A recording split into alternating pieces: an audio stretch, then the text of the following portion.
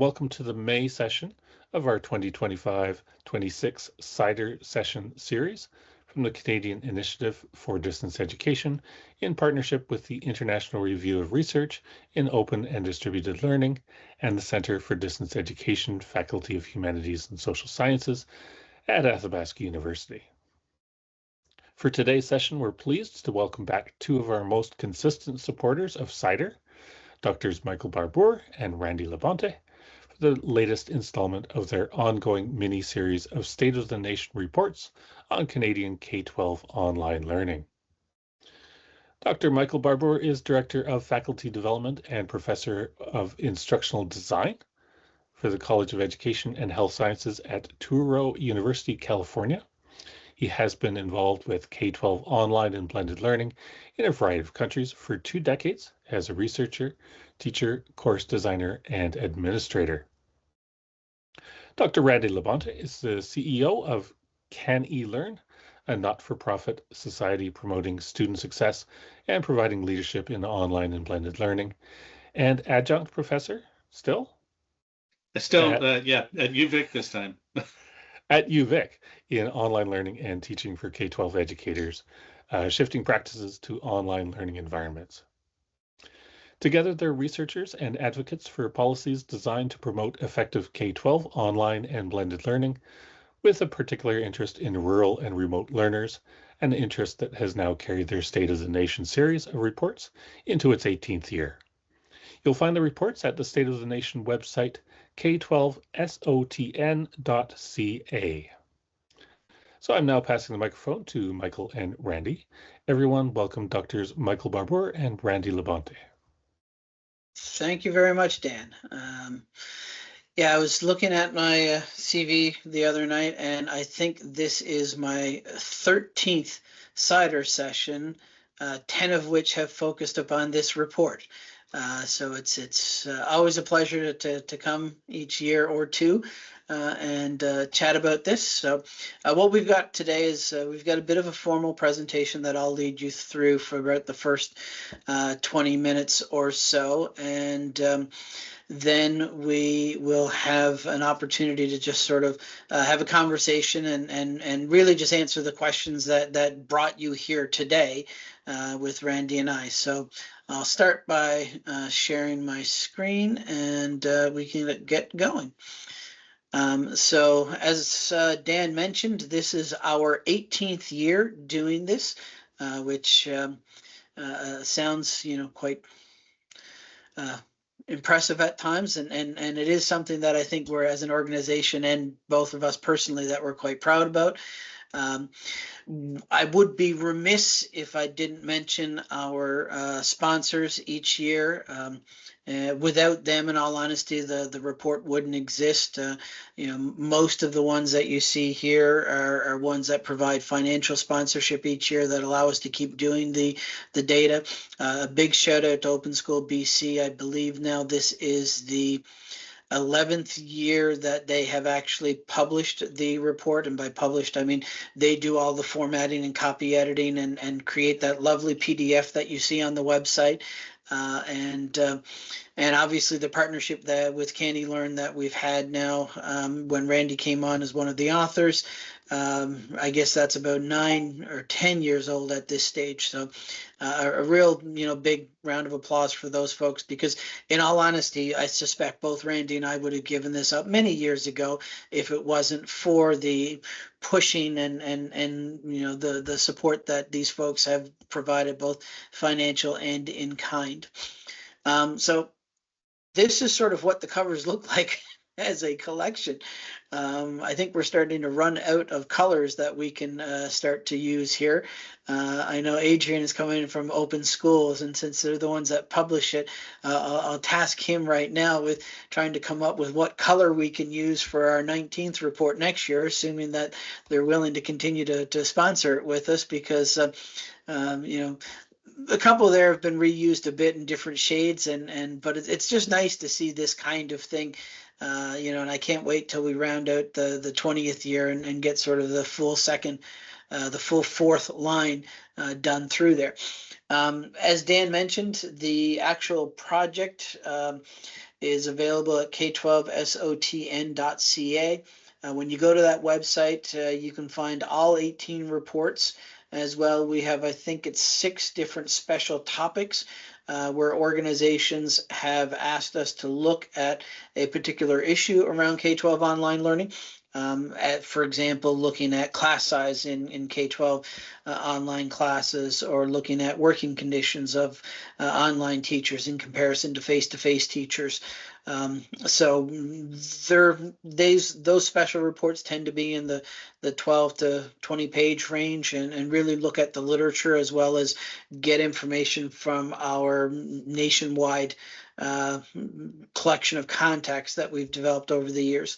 Under the data and information button there, or a link there, you can actually go and look at each of the individual jurisdictions. So the 10 provinces, 3 territories, and those that fall under federal jurisdiction. So you can see the most up-to-date information that they provide, as well as there are links to each of their historic profiles. So you can actually go back in time and take a look at how a particular jurisdiction has changed during those 18 years. We also include on that page a number of vignettes in each jurisdiction, which tend to be these one-page stories about how distance learning has been actually occurring at the at the school level, and those have been written by students, teachers, administrators, parents, which are quite interesting. The brief issues paper page is the other one I'll point out. And that tends to be not quite as large as the special reports that we do. They often are 3 to 5 pages, but again, it's those types of places where we will actually ask someone in the field to tackle an issue for us in a more detailed kind of way. The last thing I'll mention is that I guess it's been for the last 8 years now, the entirely bilingual.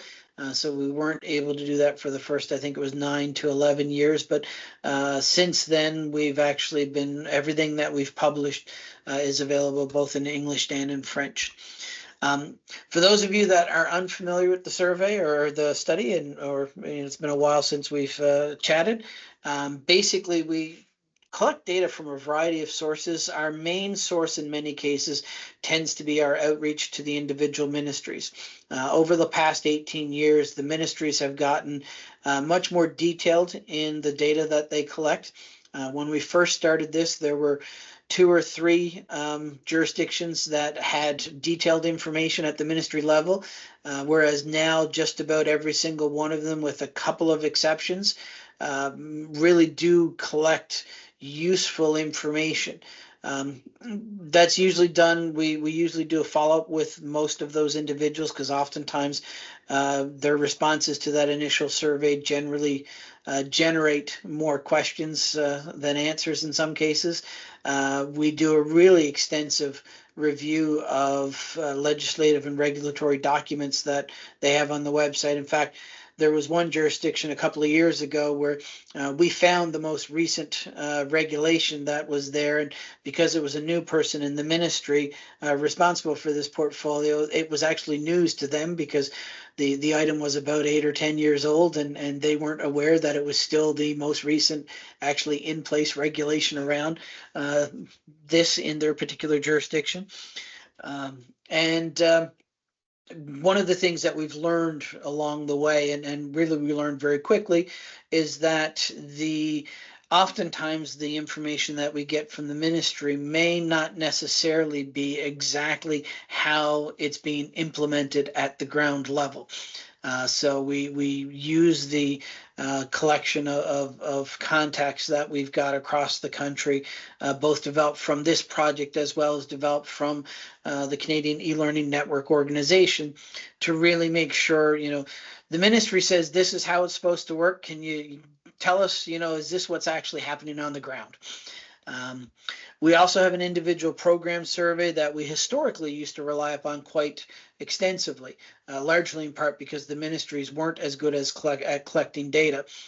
So we would use growth in certain programs to project growth province-wide. Now that the ministries are providing much more reliable and much more detailed data, as well as the fact that since COVID, the response rate that we've been getting to that individual program survey has diminished quite a lot. Pre-COVID, we were usually getting between 20 and 30% of the programs across the country. In some jurisdictions, we were reaching 50 to 60%. Whereas now we're in single digits. I think last year we had about 3% of the programs we were able to identify that actually responded. So to give you a sense, and sort of this gives you an idea of where we're getting most of our information. So as you can see for the latest report, this is our primary source of data. I will say that with the exception of Newfoundland and Nunavut, all of the ministries actually responded. So even in the case of, for example, Prince Edward Island, where most of our updates came from the document analysis that we were doing, the ministry still did respond and provide us with additional information as well. It's only my home province of Newfoundland and then the folks up in Nunavut that we've had difficulty getting information from. In terms of how the online and blended learning are regulated across the country, you can see here that the most common way is through legislation, although that is a bit misleading because in most cases, the legislation is usually a single line in the Education Act that basically says something to the effect of the Minister of Education shall regulate distance learning or distance education.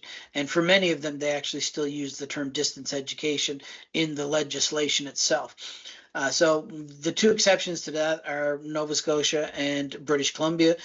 British Columbia has an extensive and has for really the entire 18 years that we've been doing this study, an extensive legislative framework that is also backed up by a number of policy handbooks as well as agreements with individual districts.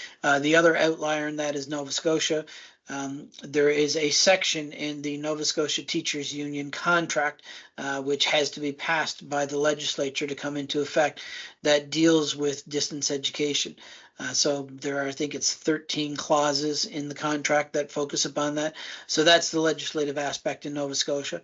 So the other ones, I guess we're looking at a total of, 11 out of 14 that say legislation. There's 2 that have it. So the other 9 basically just say the minister shall do this and that's it. So those jurisdictions really do rely upon those policy handbooks and those policy memorandums that they put out quite extensively. And one of the interesting things I think that we found with the 2025 survey was this is actually the exact same table that we produced for the 2024 survey. This is the first time in 18 years that there hasn't been a single change in the legislative or regulatory environments in any of the 14 jurisdictions. So I don't know if that just means that, in the post-COVID world, we're starting to lose a bit of steam on this, or if there were a lot of things happening either because of COVID or just before COVID that got delayed that have finally been implemented now, that we have to wait and see sort of what's going to happen. I think it's probably the latter. If you think about Ontario as a good example, it was just before COVID that they introduced their mandatory e-learning requirement for graduation purposes. The changes to provincial online schools and district online schools that we see in British Columbia now, that was announced just before COVID and then kept getting delayed and delayed. And last year, so in the 2024 report, was when it was finally fully operationalized. We had a similar thing in Saskatchewan where they created a Crown Corporation to be the province-wide ministry run, although at an arm's length, distance learning provider that was announced just after COVID. They're in their second or third year of operation right now. And so a lot of those changes that were happening particularly in recent years have sort of all calmed down now. They've either all actually fully implemented, or in a couple of cases, they just gave up on some stuff. So again, first year in 18 years of doing this, that there wasn't a single change to report when it comes to this particular chart. One of the things that we have noted, and this is something that, well, actually, to be perfectly blunt, because we didn't have any changes to report in that section of the report, but we still wanted to actually, have some meat in that section. One of the things that we actually decided to do is we went back and looked at sort of the changing terminology that we've seen over the years. So as you can see, the first column there looks at the terms that were used prior to this current year. And in some cases, the change happened just this year. In many cases, actually, it's happened much earlier. But one of the things I find interesting is that when we first started doing this study, just about everybody used to call this distance education or distance learning. As you can see there, a couple of outliers were, British Columbia and Nova Scotia called it distributed learning, which is kind of close. And Ontario had called it e-learning sort of from the beginning. Whereas when you look at the way in which it's described now, you're seeing online learning being used a lot more than what we saw previous. Now, I don't know what to make of that, because in all honesty, online to me negates some of the legacy models that are still being implemented in many provinces. So as an example, I know Manitoba has remote learning as their term of choice. But they still have an instructional television system that is used for distance education, in addition to the online programs that they've developed. So there's varying models that are still in use that aren't necessarily online, even in the jurisdictions where they refer to all distance learning as online learning. But that was one of the things that we noted this time. And as you can see, the ones that have changed, many of them have only changed in the last 2 or 3 years. So really, I think that's part of the COVID experience that we've had here. In terms of how this is actually happening, as you look across the country, what we've seen for the most part, and it's been fairly consistent, is that in Atlantic Canada as well as in Northern Canada, there tends to be a single centrally managed system. And in most of those jurisdictions, that's the only game in town. Throughout Central Canada, we have district managed programs that are centrally supported by either content, or actually by both content and the learning management student information systems that we've got. As you move into Western Canada, Saskatchewan is sort of a little bit of the anomaly, because it does have that one crown corporation that is a centrally managed system, but it still has many, many district and individual unit managed programs. Whereas Alberta and British Columbia, even though in both jurisdictions, many of the district managed programs operate at a provincial level, they are still run by an individual district or a collection of districts in some cases.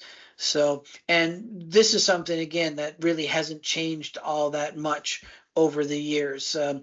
Probably the biggest changes have happened in Western Canada, where Saskatchewan, for example, didn't have a centrally managed program for a long time. Well, when we started, had a centrally managed program. Then they decided to devolve that to the districts and gave them a bunch of money to develop their own capacity. And now in recent years, they've created another centrally managed program again. Alberta had historically a centrally managed program, the Alberta Distance Learning Center. Whoops. And they essentially ended that. I guess it's been 3 years ago now, or 3 school years, that program ceased. The other thing that we've seen and that we look at is the number of private programs across the country. In some jurisdictions, this is quite extensive, in particular in British Columbia and Ontario. So the independent online programs, all of which I believe are polls, because they don't have a district to actually operate in. And if I remember the last year when I was at the BC's DL symposium, I was in a presentation that they gave where the total number of credits that were offered online, about 54% of those came from independent programs. So not the percentage of students or proportion of students, but the proportion of credits generated. And it's a bit of splitting hairs with that, but with the independent schools, most of the students are full-time students. Whereas with a lot of the district-based programs, particularly the district online schools themselves, oftentimes those are supplemental in nature. So you've got a student that's only doing 1 or 2 courses in those, whereas in the independent schools, the vast majority of them students are doing all of their courses online. So when you're looking at credits generated, it tilts towards the independent schools. When you're looking at number of unique students involved, it tips towards, actually quite extensively, towards the public programs. Ontario is sort of our workhorse in this area, because during COVID, actually the year after COVID, if I remember correctly, we had something like 760 some odd private programs that were offering, or that were completely online or offering online learning. That went down to, I think it was 580 something the following year. And then last year, I think we were still in the high 400s. Although while they've registered with the ministry to either offer online learning or to be just an online school in and of itself, what we've found is many cases we don't think they're actually in operation. So while they've got permission to do it, while they've been authorized to do it by the ministry, we're not sure exactly how many of them are actually doing it, because when we go and look for their presence online, when we reach out to them to find any information we can about them, there's just nothing to be found as we look through these things. So we're quite skeptical that the number of programs that have registered is consistent with the number of programs that are actually providing. But we do have a high number of programs that are providing in that area. In terms of actual activity, as you can see here across the country, we had just under 7% of all K-12 students across the country that were engaged in 1 or more courses. You can see some jurisdictions have really a lot of activity, and some jurisdictions barely have any. So most of Atlantic Canada, you're seeing very little jurisdiction. The one outlier in that is New Brunswick, which is around the national average. Quebec, you're seeing very low levels of participation. Ontario is, basically 50% higher than the national average. Although I will mention that the data that the ministry in Ontario is able to provide is a full school year older than everybody else's. So while the data that we have in this table for 13 of the jurisdictions is for the 24-25 school year, the data from Ontario is actually from 23-24.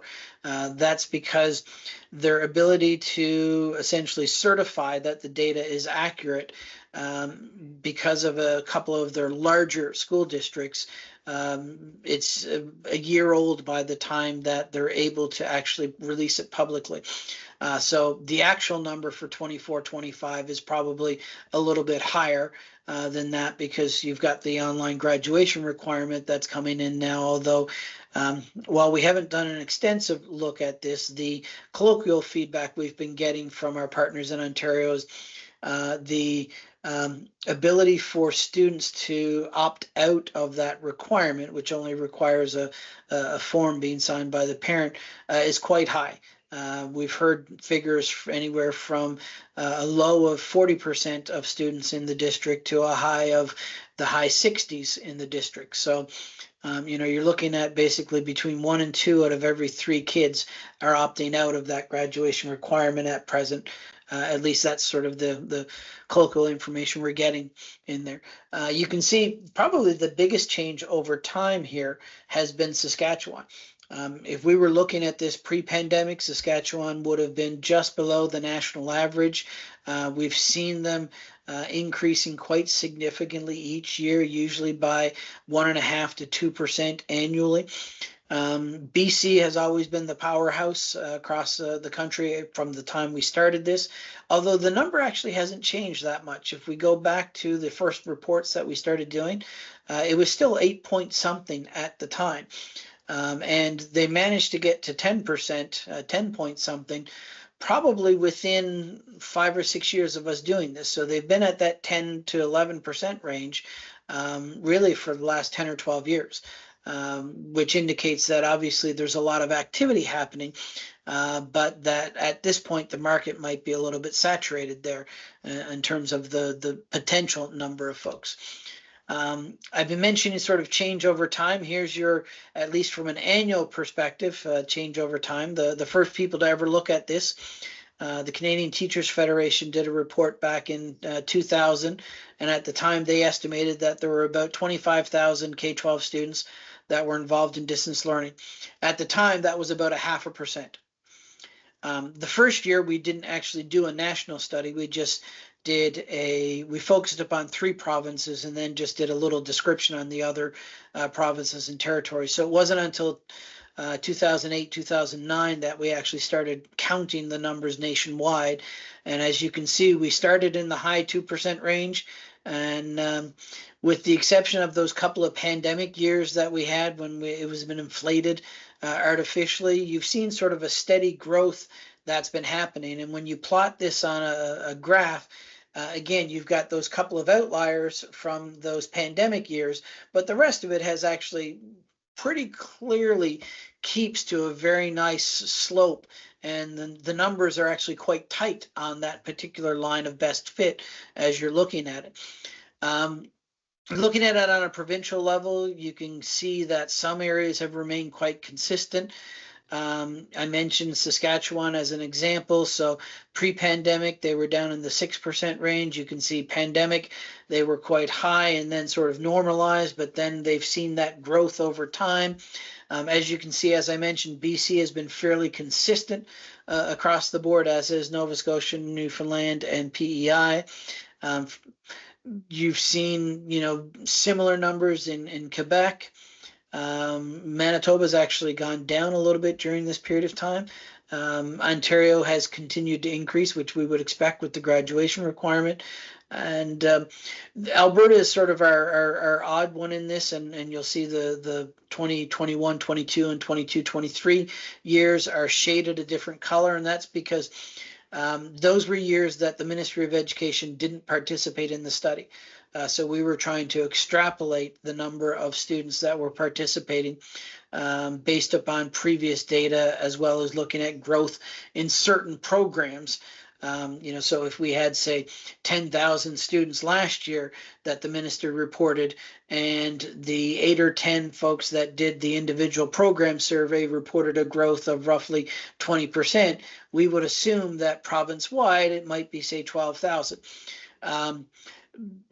As you can see, when the ministry started to provide data again, that number dropped very much. And so we don't know if that drop occurred in 23, 24, or if it started to happen earlier. Our guess is it started to actually happen in the 21-22 school year, because that was the year that the Alberta Distance Learning Centre closed. So we think that that was what had that major impact. So as you can see, when you look at the numbers, in 2020, 2021, the first year of the pandemic, Alberta were leading the pack. If you look 5 years later, they're actually near the bottom of the pack now. The big difference that's happened during that period was the closure of the Alberta Distance Learning Centre. That was sort of, from an activity perspective, that was the major thing that happened in that jurisdiction.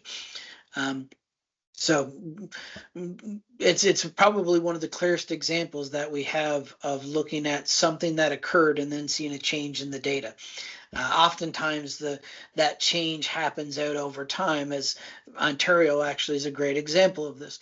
The 2021-22 school year was the first school year that students could count courses towards their graduation requirement. And you can see that that impact has only been gradual as it's been moving on. You're getting, a couple of more percent every year kind of thing that are participating. And we expect that's probably going to happen next year and the year after as well.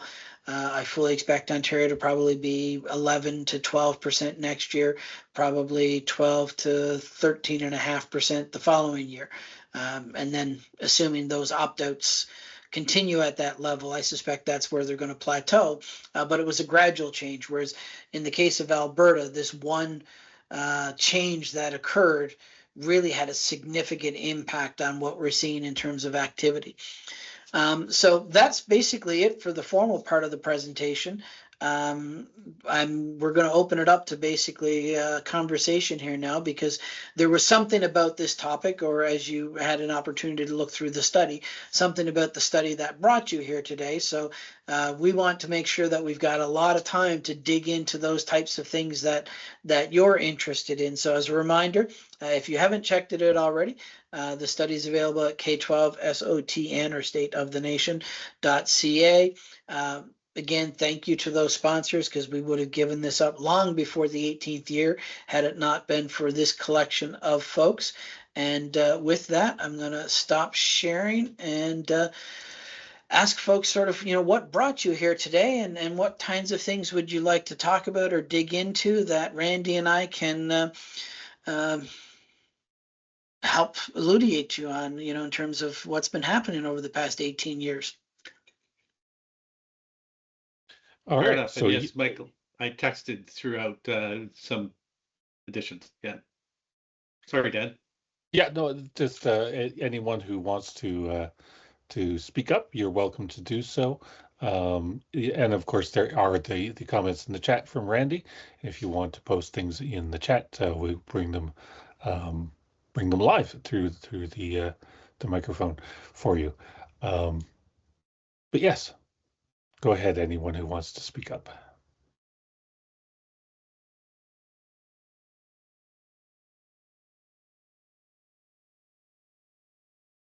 We have a quiet group here today. Yeah. Yes.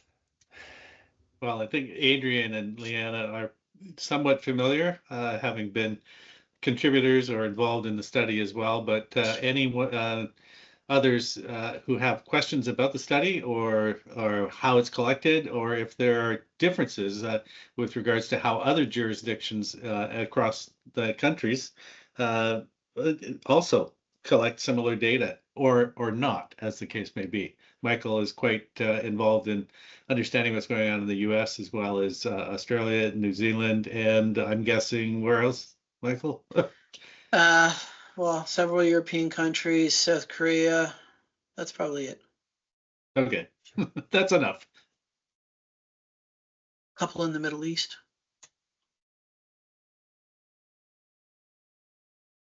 So yeah, I appreciated your posts in the chat there, Randy, because I've always been looking at the full report, and to know that the breakdown by province is listed there as well is useful. So we have a question. Go ahead and grab the mic, Manisha. So even within Canada, how come different terms are used?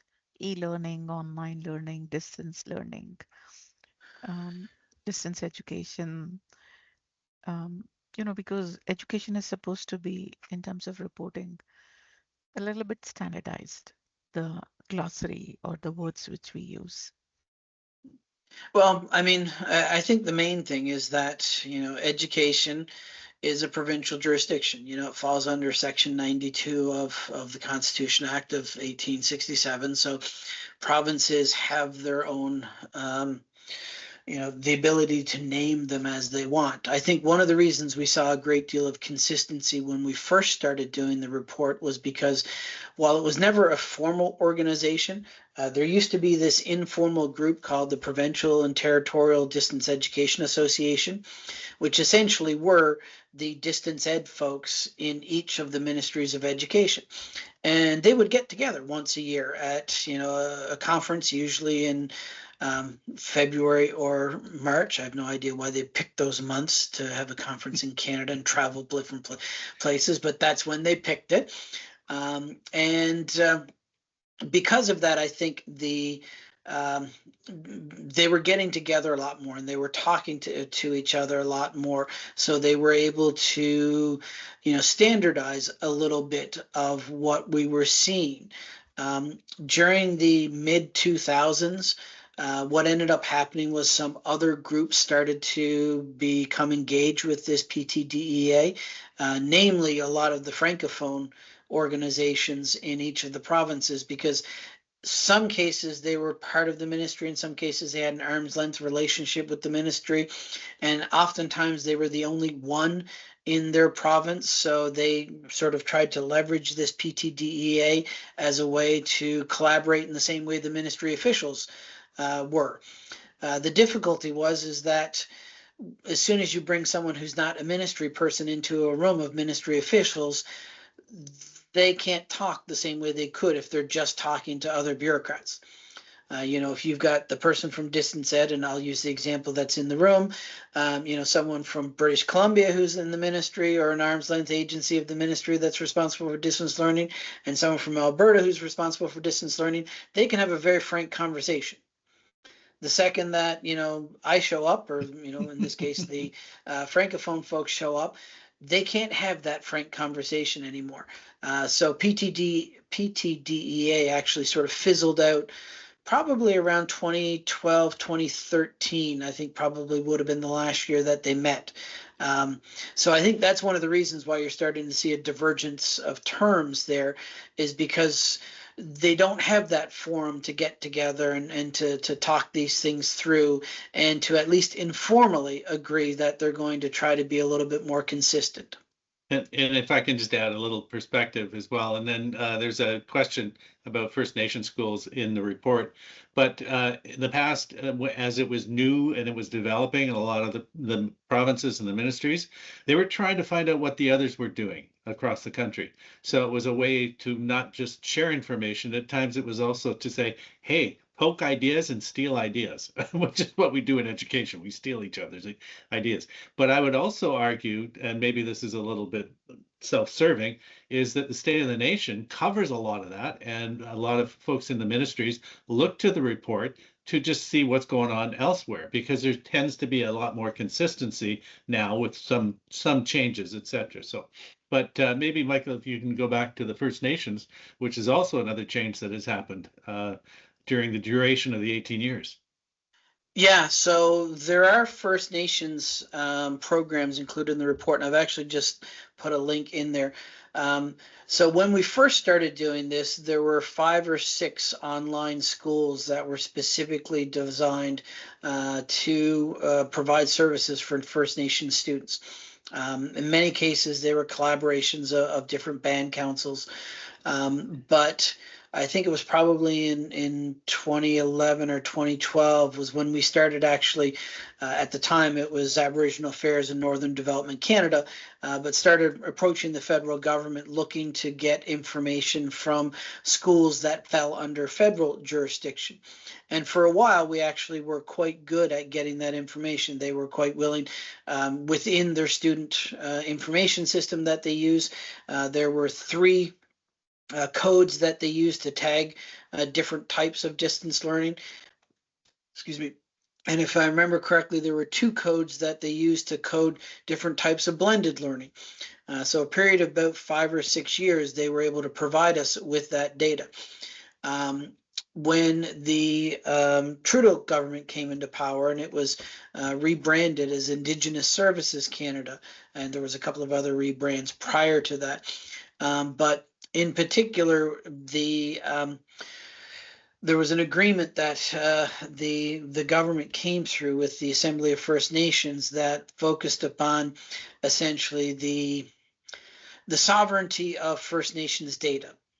And the agreement basically said that, First Nations should have sovereign authority over their data, so that the Federal Ministry Indigenous Services Canada stopped providing that overall information to us, and said it was, the responsibility of the individual bands throughout the country to determine whether or not they wanted to share their data with us, which basically made our data collection on that front kind of unfeasible. So we, for a period of about 4 or 5 years, maybe 6 years, other than the specific online programs like Credenda, like Sunchild eLearning, or I guess like Kiwatinik Internet High School. Wapaskawa is the other one that's still operating.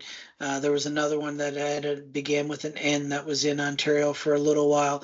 But other than the Manitoba First Nations Educational Resource Center also had, that was Wapaskawa, sorry.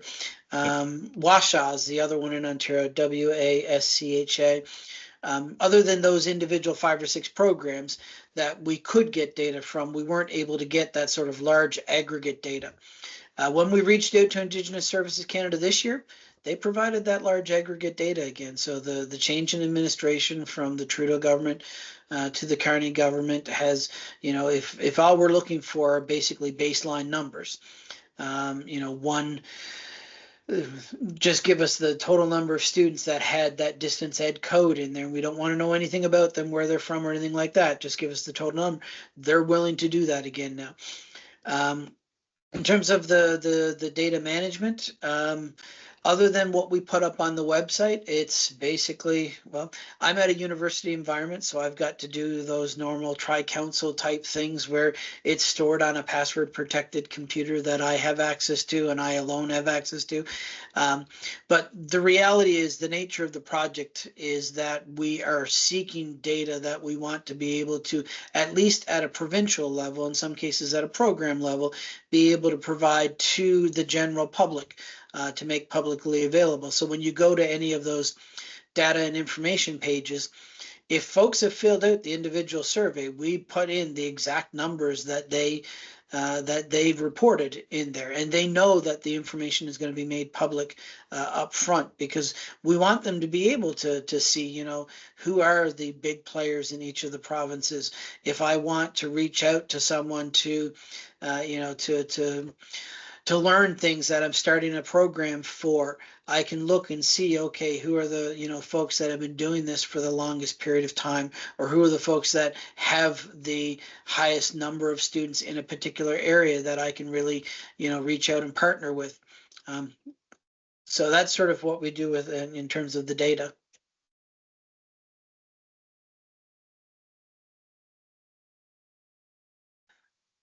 Other questions that folks have? I was going to say, in some cases, the approval for the data, as I mentioned earlier in the text about from Ontario, it takes some time. And in a couple of cases in Alberta, it was not approved for release, so we didn't get any data. So it has that variation, and the ministries do understand that it's going to be public data. So there are processes that they follow in terms of its release. Yeah, that is an important one to put in. Just because the jurisdiction, and as you look at the reports over the years, just because we didn't get a response from a ministry in a particular year, that doesn't necessarily mean that they weren't collecting the data. Usually what it means is that the person who's responsible for the data has to ask, this ADM and this ADM and this ADM and then this DM, and in some cases even this minister, to be able to release the data. And in some cases that, they don't want to release it, or they don't see a need to release it. In some cases, it's just a matter of they run out of time. By the time it goes through all of those different levels on the way up, the report is already out, unfortunately. So it's I don't think it's a nefarious aspect or an unwillingness aspect. I think it's just in most cases a logistical aspect. Yeah. I can answer the other question as well about the research being used. I believe, based on anecdotal conversation, that the ministries appreciate the data and probably as well use the report. I know from a program base, as well as it is a part of and looked forward to by the programs that we interact with through myself, through the Canadian eLearning Network as well. It's important for the members of the CanELearn network for having that aspect and the ability to reference the data, and the knowledge of the report brings some more clarity towards other research and data that we share through our networks and organizations. I don't know, Michael, if you have anything to add about that. Not really. One of the sort of banes of my existence is that in an effort to try to make this available as widely as possible, it has also made our ability to see exactly, well, as an example, for the first 4 or 5 years that the Open School BC was publishing this report, it would get posted both on the Open Schools website and on the Can You Learn website and on the State of the Nation website. In addition, I usually post them to my ResearchGate profile, my academia.edu profile, and trying to sort of track the number of downloads from all of those different sources. And previously it would have been on the iNACOL website, and there's still ones up there. And they're called Full Scale now. They've gone through 4 different branding exercises. But if you go looking, you can still find like those early first 5 or 6 years reports available on their website as well. So one of the banes of my existence has been the fact that I can't say how many times that report has been downloaded, which oftentimes are things that our sponsors would like us to be able to tell them. Okay, there was from Dr. Sapa, who has to leave, there was a question about other countries. Maybe you can try and tackle that one, Michael. Let's see what. And outreach schools are, I think that's classification is a little bit different for that, but I'll let you answer both, Michael. Well, I'll defer to you on the outreach schools, but since Dr. Rita has got to leave, I will tackle that one first. Probably the first thing I would say is that, and I say this to any organization that's looking to set up an online program, is to really look at the type of students that you are hoping to serve and to design the program around those students. So you're talking about in particular remote and underserved communities. Many of these communities might have challenges when it comes to bandwidth, internet access. Depending on where you're talking about, and I do a lot of work in Australia, a lot of the communities that I work with in rural and remote areas in Australia, the availability of reliable electricity is actually a big issue. So when you start looking at, okay, these are the students that we need to serve, and here's sort of the characteristics of these students, but also the characteristics of the situation that they're in, and start building out the program from that. While online learning is a great thing, if you can't put devices into students' hands, if you can't assure a reasonable internet, if you can't assure consistent electricity, online learning is not the way to go.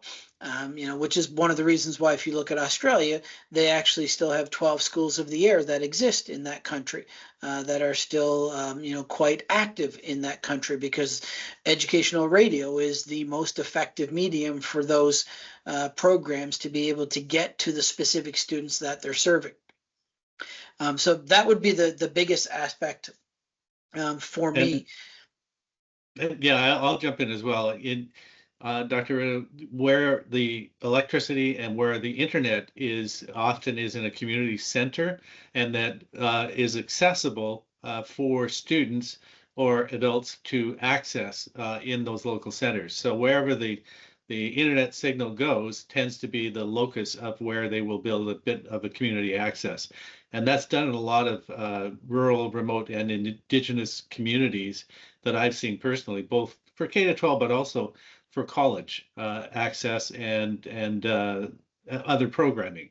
In terms of outreach schools, that might be a definition of it, but in a more urban area, often there are alternate programs that will engage students, some of which might use the online medium and environment for their connection, but often as well, they're more in person. That might have some academics that are done electronically through that.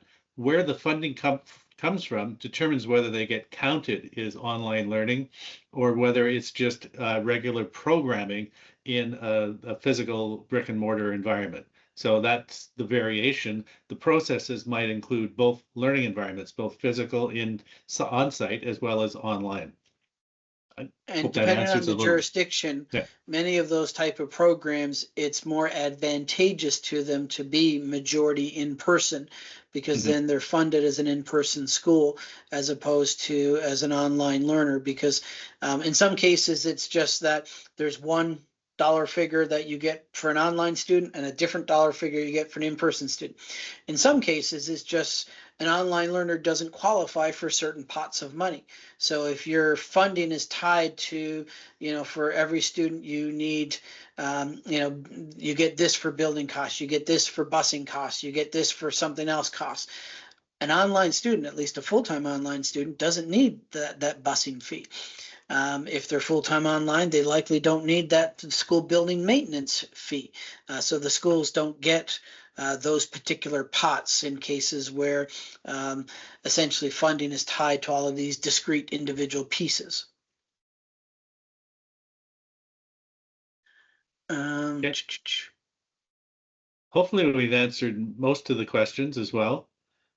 Yeah, getting back to the recommendations for the remote and underserved, and I was just thinking about it with, I'm looking at Manisha's comment there about Indigenous languages.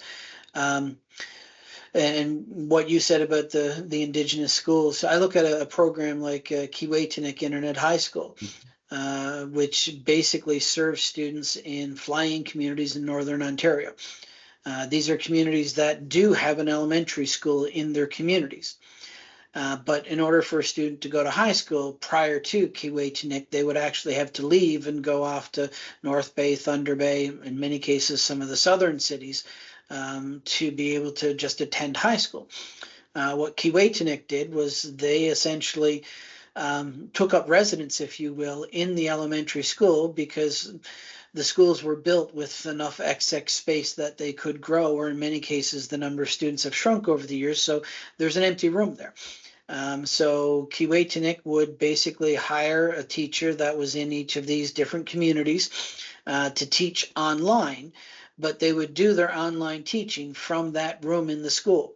And then that room in the school could serve as sort of the distance learning lab, if you will, for the students in that community. So, I'm in a classroom, I might be teaching online social studies to students throughout, the 28 communities that I'm serving, but there's, 20 kids in the room that are taking any number of courses from any number of different teachers that are also spread out in those 28 odd communities.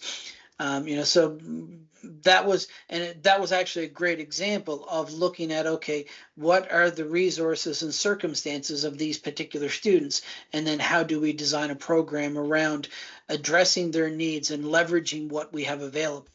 And in that case, because the school was already well equipped with computers, well equipped with technology, well equipped obviously with electricity and bandwidth, it made that kind of program easier. And because it's actually done within the local communities, a lot of those Indigenous ways of learning, Indigenous languages that wouldn't form a part of the curriculum if we were doing this in person in a larger area, where even in cases where the entire student body is still Indigenous in nature, it tends not to happen. Whereas in these online programs, because you've got this economy of scale now, it allows it to happen. Because when I'm working with, say, 28 different communities, I really only need one student from 2/3 of those to make a class of 18 or 19 kids. Whereas if I'm working in an in-person setting, I still need 18 or 19, but I can only intake from the community that I'm looking at. So the ability to offer some of these courses that aren't necessarily part of the standardized curriculum, that at least from a colonial perspective, we would consider as elective courses, like a lot of the Indigenous language courses that are offered out there. When you're in an online program, just the economy of scale that you have from the number of schools and communities that you're taking from allows you to do that much more easily. Thanks. Good point. Any other questions from the group, attendees? Well, I do have an interest in the Ontario experiment. You've, if I heard you correctly, you were saying that there's a large group that are opting out, but there's still sort of a slow but steady growth that they're seeing in terms of the distance learning. Do you get the sense that that's working as intended? Has that been sort of a blessing in disguise, that it's been a sort of a slow growth? Well, I'll answer the second part of your question first. Sure. Yes, I do believe it is a blessing in disguise, because if you remember the commentary that when this was first announced in 2019, one of the issues, well, first they wanted 4 courses, yes, at the time, but one of the issues was this idea that, there's only X number of students that are taking online courses right now, and you're basically saying that you want to make that 20x, and you want to make that 20x over a period, and when they were going to initially require 4 courses, that really would have meant 20x pretty much in the first year, or at least by the second year. So that the ability to scale out like that was one of the major concerns that were raised when this mandatory requirement was first announced. The fact that they scaled it back from 4 courses to 2 courses, the fact that at least for the first graduating class, the COVID experience counted as 1 course automatically for everybody. So you were already halfway there just because COVID happened. Those types of things, I think, made it a lot easier to implement. And again, the number of folks opting out, I think, has helped that as well. In terms of, is it working as expected? I'm not sure. I know at the time there were internal documents that ended up. I think the Teachers Federation got their hands on one of them. I think a journalist got their hands on a couple of them that then became public. At the time, the idea was that they were going to use this as a way to further fund the Independent Learning Center, which was historically their correspondence organization, but it's pretty much all online now. And by building up that Independent Learning Center, they would then be able to essentially sell Ontario courses and sell Ontario curriculum to people all around the world, and then be able to leverage that as a revenue source for the government. I don't think that aspect has happened. And again, this was in internal documents, so it was never sort of publicly said that this was their intent. But I guess privately it was suggested that this might be a way to go. That hasn't occurred. Publicly, the main reason that they said that they were doing this was because they felt that people in the K-12 system today, regardless if they go to university or trade school or go directly into work, both their formal education as well as their informal professional learning was going to be done online at a high level. So a large percentage of it would be done using either completely online as a medium or using online tools to support a face-to-face medium. And that we needed to give students those skills in high school when we can still coddle them a bit so that they're not thrown to the dogs when they are forced to do it. Whether or not that has succeeded, I think, is still quite up in the air. And no one's really looking at it. So if you're looking for a good dissertation topic to recommend to a student in Ontario, looking at, the tech skills of next year's freshmen compared to the seniors at the university level, to see are they better online learners than what they were 4 years ago, would be a good dissertation topic. Right. And have you heard any rumblings that other provinces may be considering something like this, or? Not that we've heard. So when it was first introduced, and even leading up to its introduction, because it was in 2009 was in the first jurisdiction actually implemented this in the U.S. So it was Michigan was the first jurisdiction to have mandatory online experiences for students in order to graduate. And really starting from that point onwards, I would say that 2/3 of the ministries in our sort of back and forth with the data collection would ask about this and would see, what's the research that's available on it? Like, is it showing what it's publicly designed to do? Is it having an impact on graduation rates and levels? But most of that talk really died out by about 2016, 2017. And then the Ontario announcement in 2019 caught even us by surprise. We didn't even know they were thinking about it. And since then, it still really hasn't been a topic with other ministries, at least not in the conversations I've had with them. Because the word mandatory makes it very black and white and finite, but in reality, the growth of the programs and the high expectations of the announcement have been channeled back while the growth of the program. So it's pretty much, we're hoping, because I think this is something we're going to look into in some detail, is that the growth has continued to match expectations around for the practitioners. I can't speak on behalf of the politicians or the civil servants who created that. Sure. That's an interesting experiment. Definitely, yes. And hopefully it will provide some useful data in years to come. So we'll leave our email addresses if you have other questions that you have of us. Let me just, as I'm typing and talking, doesn't work necessarily that well for me. So we're happy to explore further, should you, but thanks for the opportunity.